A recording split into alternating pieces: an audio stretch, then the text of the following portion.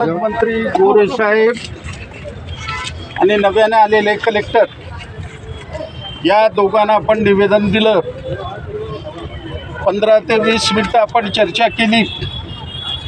त्यांना सांगितलं पंढरपूरमध्ये गॅस मिळतं, बार्शीमध्ये गॅस मिळतं, सोलापुरात काय मिळत नाही. आणि सोलापुरात म्हणाले येईल त्या पद्धतीनं रोड लावतो कसं येतो. 42 रुपयाचं गॅस 100 रुपये. तर मंत्र्यांनी म्हणलं मला रात्री 2ला सिलेंडर जर अशा पद्धतीनं काळा बाजार करत असेल माझ्याकडे मोबाईलवरनं पाठवा, मी ॲक्शन नाही घेतलं तर मला विचारा.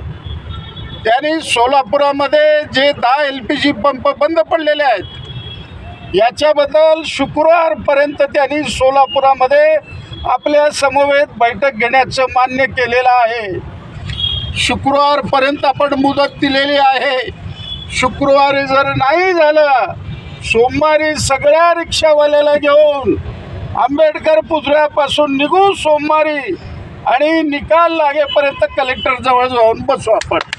सगळे लोक आता घरी जाऊ शकतात.